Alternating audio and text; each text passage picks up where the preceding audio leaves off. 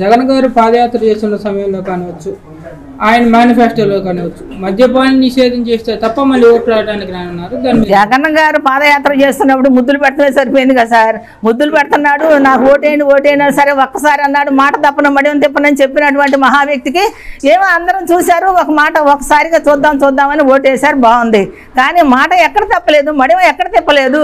ప్రతిసారి మాట తప్పని విషయమే చేశాడు కానీ మంచి విషయాలు ఒక్కటి చేయలేదు. కాబట్టి జగన్ గారు అంటే ఈసారి ప్రజలు చాలా విసుగెత్తిపోయిందండి. అదేవిధంగా నాకు గనక ఎక్కువ మంది ఎంపీలు కనుక ఇస్తే కేంద్రం మెడవంచైనా సరే ప్రత్యేక హోదా తీసుకొస్తున్నారు. ప్రత్యేక హోదా గురించి పట్టించుకునే పరిస్థితి, దాని మీద మీరే ఉంటారు. ప్రత్యేక హోదా గురించే ఎక్కువగా షర్మిల గారు మాట్లాడుతూనే ఉన్నారండి ఈ విషయం కూడా. ఎందుకంటే ప్రత్యేక హోదా ఇవ్వకపోతే రాష్ట్రం ఎలా బాగుపడుతుంది? ప్రత్యేక హోదా ఇస్తానని ముందుగా చెప్పి తను ఒక చెప్పారు కానీ ఇవాళ రోజున ప్రత్యేక హోదా ఇవ్వలేదు కదా. కాబట్టి మేము దాన్ని ఖండిస్తూ ఉన్నాం. అదేవిధంగా తీసుకుంటే ఇప్పుడు వచ్చేసరికి నిత్యావసర వస్తువు ధరలు కూడా బాగా పెరిగిపోయినాయి. నిత్యావసర వస్తువులు అంటే ఇక అసలు చెప్పరాని విషయం అండి. ప్రతిదీ చిన్నది 5 రూపాయల వస్తువు 20 రూపాయలు అయిపోయింది. ఇవాళ రోజున ఒక నూనె ప్యాకెట్ 50 రూపాయలు, నూనె ప్యాకెట్ 190 రూపాయలు అయిపోయింది. ఇవాళ రోజున వాళ్ళందరూ కూడా పచ్చళ్ళు పెట్టుకునే సీజన్ కదా. ఈ పచ్చళ్ళు పెట్టుకునే సీజన్లో ఒక్కొక్క ప్యాకెటే 190 రూపాయలు అయిపోతే పచ్చళ్ళు ఏం పెట్టుకుంటారు? తినడానికి ఏంటి, ఉండటానికి ఏంటి, పిల్లల్ని బతికించుకోవడానికి ఏంటి? ఇవన్నీ కూడా నిత్యావసర వస్తువులు పెరగటం మూలంగా ముఖ్యంగా జెంట్స్ కన్నా కూడా లేడీస్కి ఎక్కువ బాగా తెలుస్తుంది. ఇంటి కుటుంబాన్ని ఎలా నడిపేది స్త్రీ కాబట్టి, కుటుంబ బాధ్యత స్త్రీ మోస్తుంది కాబట్టి కుటుంబాన్ని మొయ్యలేక ప్రతి స్త్రీ కూడా అల్లాడిపోతూ ఉంది సార్ ఈ పరిపాలనలో. మీ ఇప్పుడు ఉన్నటువంటి పరిస్థితుల్లో నియోజకవర్గంలో రైతుల పరిస్థితి ఎలా ఉందంటారు? వైసీపీ రైతులకి వాళ్ళకి ఇస్తానన్నటువంటి ఎలాంటిది కార్యక్రమం ఇవ్వట్లేదండి. వాళ్ళ ధాన్యం అమ్ముకుంటున్నారే కానీ ధాన్యానికి సరైన ధర పలకట్లేదు.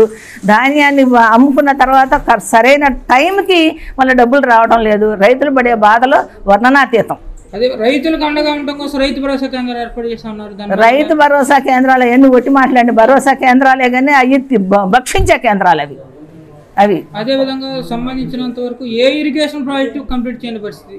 చంద్రబాబు గారు స్టార్ట్ చేసేటువంటి పోలవరం ప్రాజెక్టు 70% పైగా చంద్రబాబు గారు కంప్లీట్ అయిపోతే ఇప్పుడు ఉన్నటువంటి వైసీపీ హయాంలో అసలు పట్టించుకునే పరిస్థితి. 2 ఇరిగేషన్ మంత్రులు పనిచేశారు. ఒకళ్ళు వచ్చారు అనిల్ కుమార్ యాదవ్ గారు, ఒకళ్ళు వచ్చారు కంబటి రాంబాబు గారు. అసలు ఈ ప్రాజెక్టుల గురించి ఇద్దరు అనిల్ కుమార్ గారు కానీ రాంబాబు గారు కానీ వీళ్ళిద్దరు కూడా అసలు ఇరిగేషన్ విషయం అసలు ఏం పట్టించుకోలేదండి. వాళ్ళు సంపాదించుకోవడం, భక్షించుకోవడం ఇంతవరకే వాళ్ళు నేర్చుకున్నారు కానీ ఇరిగేషన్ గురించి ఏం పట్టించుకున్నారు. అంతకుముందు దేవినేని ఉమా గారు ఉన్నప్పుడు ఇరిగేషన్ గురించి చక్కగా అన్ని ప్రతి చోటకి తిరిగి అసలు రైతులు తింటున్నారా లేదా, ఉంటున్నారా లేదా, రైతుల యొక్క పరిస్థితి ఏంటని చెప్పేసి వాడవాడలా తిరిగినటువంటి ఉమా గారు. అప్పుడు మాకు ఆయన ఇరిగేషన్ మినిస్టర్.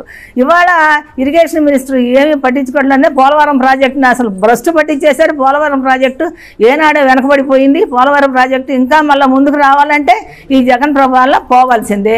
తెలుగుదేశం పరిపాలన వస్తేనే పోలవరం ప్రాజెక్టు మళ్ళా నిర్మాణం జరుగుతుంది, రైతుల పరిస్థితి బాగుంటుంది. అదేవిధంగా తీసుకుంటే మీరు అన్నట్టుగానే నిరుద్యోగుల సంఖ్య బాగా పెరిగిపోయింది. దీనికి కారణం ఏంటంటే మన రాష్ట్రంలో ఎక్కువ మంది చదువుకుంటున్నారు కాబట్టి ఉద్యోగాలు ఇవ్వలేకపోతున్నామని చెప్పి విద్యాశాఖ మంత్రి గారు బొత్స సత్యనారాయణ గారు అంటారు. బొత్స గారు మాటలన్నీ అబద్ధాలు మాట్లాడి చదువుకోవద్దంటారా? ప్రతి బిడ్డ చదువుకోవాలండి. ఎప్పుడైతే బిడ్డ చదువుకుంటారో చదువుకున్నప్పుడే రాష్ట్రం బాగుపడుద్ది. ఎప్పుడైతే వాడి జ్ఞానం పెరుగుద్ది, చదువుకున్నప్పుడు జ్ఞానం పెరుగుద్ది. నేను ఒక టీచర్గా ఉండి వచ్చిందాన్ని ఈ ఫీల్డ్లోకి, రాజకీయంలోకి వచ్చిందాన్ని. అయితే బిడ్డ చదువుకున్నప్పుడు వాడి కుటుంబము, వాడి పరిస్థితి అంతా కూడా బాగుపడుతుంది. చదువుకున్నప్పుడు వాడి జ్ఞానం ఉండదు. జ్ఞానం లేని వ్యక్తి వ్యర్థమైనటువంటి వ్యక్తి. ఎప్పుడైతే బిడ్డలు చదువుకుంటారో రాష్ట్రం బాగుపడుద్ది, రాష్ట్ర అభివృద్ధి జరుగుద్ది.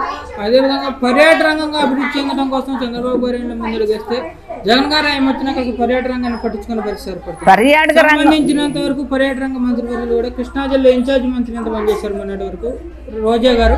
అసలు పర్యాటక రంగాన్ని పట్టించుకునే పరిస్థితి. ఆమె సోకే సరిపోయిందండి.